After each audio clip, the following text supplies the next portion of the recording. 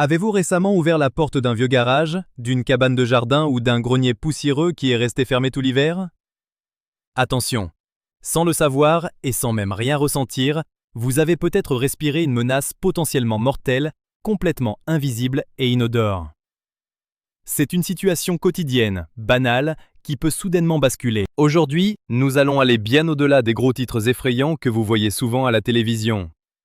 Je vous promets qu'à la fin de cette vidéo, vous saurez exactement ce qu'est cette menace silencieuse, comment vous protéger vous et votre famille, et surtout, vous comprendrez pourquoi il est essentiel de remplacer la peur par la science. Il n'est pas question de paniquer, mais d'être informé. Bonjour et bienvenue. En tant qu'expert de la santé et du bien-être, particulièrement pour nous qui avons franchi le cap de la soixantaine, nous savons à quel point il est vital de rester vigilant face à ce que notre corps affronte. Les médecins mettent en garde depuis des décennies contre ce que l'on appelle le problème de l'exposition invisible. Récemment, les médias se sont enflammés suite à de nouvelles alertes concernant un virus redoutable, l'hantavirus. Entre l'alarme totale des journaux télévisés et le rejet de ceux qui pensent que ce n'est qu'une invention de plus, il est difficile de démêler le vrai du faux. C'est pourquoi nous allons analyser ensemble, sereinement, les 7 points cruciaux que vous devez absolument connaître sur cette maladie. Nous allons aborder les erreurs fréquentes, les habitudes à changer et les signes à surveiller. Le premier point crucial concerne l'origine même de cet ennemi, et c'est une erreur commune de croire qu'il s'agit d'une menace nouvelle. L'hantavirus n'est pas un seul et unique virus apparu hier. L'explication est simple. Il s'agit en réalité d'une famille entière comprenant environ une vingtaine d'espèces virales différentes que les scientifiques étudient depuis plus de 50 ans. Son nom vient d'ailleurs de la rivière Hantan en Corée du Sud, où il a été isolé pour la première fois. Contrairement au Covid-19 à ses débuts, l'hantavirus est un pathogène parfaitement connu, avec des modes de transmission extrêmement bien documentés. Vous souvenez-vous de l'épidémie soudaine de 1993 dans la région des Four Corners, dans le sud-ouest des États-Unis? De jeunes adultes en pleine santé tombaient gravement malades du jour au lendemain. C'était lui. Le risque ici, en croyant qu'il s'agit d'un nouveau virus mystérieux, est de céder à une angoisse irrationnelle ou de suivre de faux conseils sur Internet. Le conseil pratique que je vous donne est de toujours traiter cette menace comme un ennemi connu. La science sait comment il fonctionne, nous savons comment l'arrêter, et il vous suffit d'appliquer des règles établies de longue date. Mais il y a quelque chose que beaucoup de gens ignorent sur la façon dont ce virus voyage jusqu'à vous. Ce qui nous amène au deuxième point, le piège redoutable de l'exposition invisible. L'explication de son mode de transmission est fascinante, bien qu'inquiétante. Ce virus est transporté par des rongeurs très spécifiques, comme certains rats ou les souris sylvestres. Mais vous n'avez pas besoin d'être mordu pour tomber malade. Le virus se trouve dans leur urine, leurs excréments et leur salive. Lorsque ces déjections sèchent sur le sol de votre cabane de jardin, elles se désintègrent. Et lorsque vous marchez dessus ou que vous ouvrez une porte, le simple courant d'air transforme ces poussières en particules microscopiques qui se retrouvent en suspension dans l'air. C'est ce qu'on appelle l'aérosolisation. Le risque majeur se trouve dans les scénarios de nettoyage d'espaces clos, comme les garages, les greniers ou les vieilles remises restées fermées longtemps. L'invisibilité est totale. Cette exposition n'a ni odeur particulière, ni couleur. Vous respirez normalement et vous vous sentez tout à fait bien sur le moment. Le conseil pratique est de changer radicalement votre perception. Considérez tout espace clos, sombre et poussiéreux, potentiellement fréquenté par des souris, comme une zone à risque nécessitant une préparation avant d'y entrer. Les médecins mettent en garde contre une erreur précourante que nous faisons tous en faisant le ménage. Ce qui va suivre risque de vous surprendre. Voici le troisième point, qui concerne l'erreur fatale du grand nettoyage. C'est une habitude ancrée chez beaucoup d'entre nous. Vous entrez dans le garage, vous voyez des crottes de souris, vous prenez votre balai et vous balayez vigoureusement. L'explication est tragique. En balayant à sec ou en passant un aspirateur classique, vous propulsez littéralement un nuage de virus concentré directement dans vos poumons. Le risque d'infection est à son paroxysme à cet instant précis. C'est le geste le plus dangereux que vous puissiez faire. Le conseil pratique est strict et constitue un protocole de prévention non négociable. Avant toute intervention, Aérez. Ouvrez les portes et les fenêtres en grand pendant au moins 30 minutes pour laisser le vent disperser les particules. Ne restez pas à l'intérieur pendant ce temps. Ensuite, protégez-vous en portant un masque de type N95 qui filtre les particules fines et mettez des gants. Pour le nettoyage, oubliez le balai. Utilisez la méthode humide. Vaporisez généreusement une solution désinfectante composée d'une part d'eau de javel pour 10 parts d'eau sur les excréments. Laissez agir, puis ramassez doucement avec du papier essuie-tout humide. Ne jamais utiliser d'aspirateur à moins qu'il ne soit équipé d'un filtre EPA professionnel. Et même dans ce cas, la prudence est de mise. Vous pensez peut-être que si par malheur vous êtes infecté, ce sera juste un mauvais rhume ou une petite grippe de saison. Préparez-vous, car la réalité est bien plus sombre et c'est ce que vous devez absolument savoir. Nous abordons ici le 4e point, le plus choquant, les 2 visages mortels de cette maladie. L'explication médicale est stupéfiante, car ce virus s'attaque au corps humain de 2 manières radicalement différentes selon la région du monde où vous vous trouvez. Dans les Amériques, il provoque ce qu'on appelle le syndrome pulmonaire à hantavirus. Cela débute comme une grippe préclassique, fièvre, courbature, fatigue. Mais subitement, le risque devient vital. Les poumons se remplissent de liquide à une vitesse vertigineuse. Le patient se noie littéralement de l'intérieur, avec un taux de mortalité effrayant d'environ 38%. En Europe et en Asie, c'est une autre forme qui prédomine, la fièvre hémorragique avec syndrome rénal. Cette fois, le virus cible violemment les reins, provoquant des saignements internes sévères et une insuffisance rénale aiguë.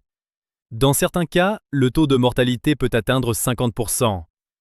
Le conseil pratique face à ce choc est de ne jamais, au grand jamais, sous-estimer des symptômes grippaux intenses si vous avez récemment nettoyé un lieu poussiéreux ou potentiellement infesté. Avec des chiffres aussi effrayants, vous vous demandez sûrement si vous êtes en danger à chaque instant dès que vous mettez le pied dehors.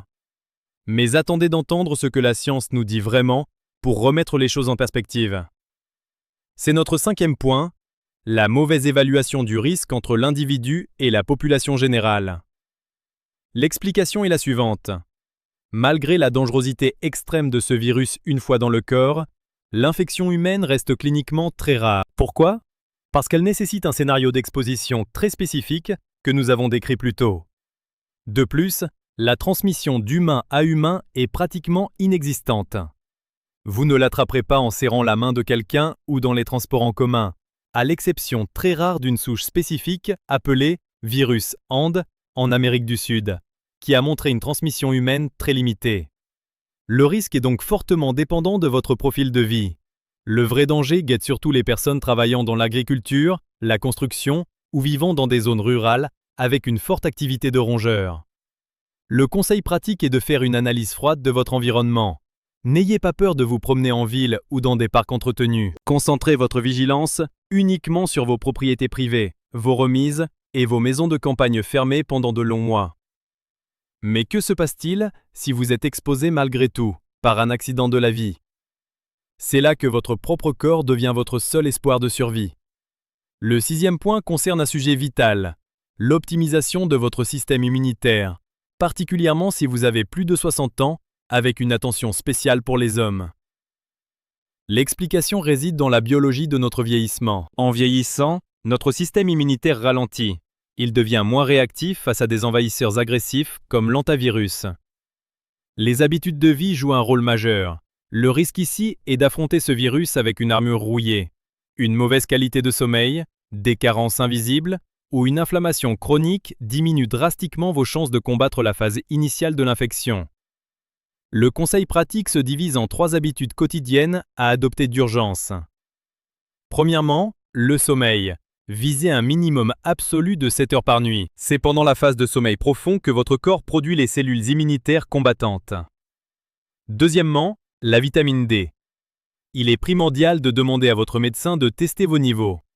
Une carence en vitamine D, très courante chez les seniors, empêche votre système immunitaire de s'activer correctement. Et troisièmement, surveillez votre graisse viscérale, cette graisse tenace autour du ventre. Elle n'est pas qu'un problème esthétique, elle produit une inflammation chronique permanente qui distrait et épuise vos défenses naturelles. Réduire cette graisse, c'est désenflammer votre corps et le préparer au combat. Nous arrivons au dernier point. Et c'est peut-être le piège le plus sournois que ce virus vous tend. Une illusion temporelle qui trompe même les meilleurs médecins. Le 7e et dernier point est le silence trompeur de la période d'incubation.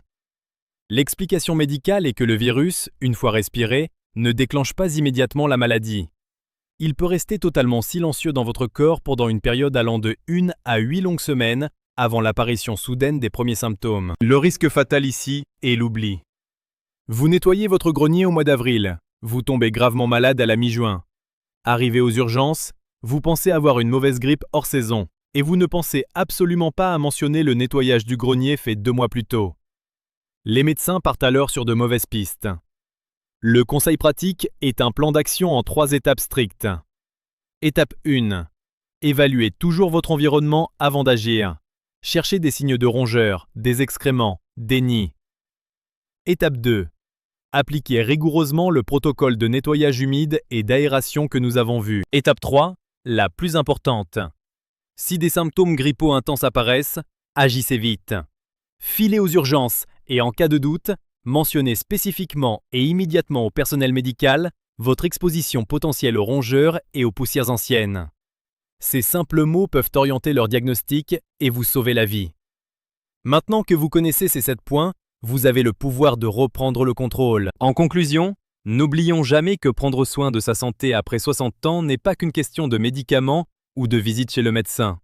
C'est avant tout une question de connaissance, de vigilance au quotidien et de prévention. Notre corps est une machine merveilleuse qui nous a portés jusqu'ici, mais il a besoin que nous fassions preuve de sagesse pour le protéger des menaces de notre environnement. Mon message final pour vous aujourd'hui est clair. Ne cédez pas à la panique face aux gros titres sensationnalistes sur l'hantavirus ou toute autre maladie. Adoptez plutôt une vigilance situationnelle spécifique. Soyez intelligent quand vous ouvrez cette vieille porte de cabanon au printemps. Aérez, protégez-vous, nettoyez à l'eau et continuez à profiter de votre vie et de vos projets en toute sérénité. J'espère sincèrement que ces informations vous seront utiles à vous et à vos proches. C'est une question de santé publique, alors je vous demande une petite faveur. Partagez cette vidéo avec vos amis, votre famille ou vos voisins qui aiment bricoler ou jardiner.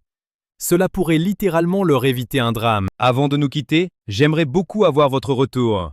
Donnez-moi une note de 0 à 10 dans les commentaires pour me dire si ces explications étaient claires pour vous. Et profitez-en pour me dire de quelle ville vous nous regardez. J'adore savoir jusqu'où notre communauté s'étend.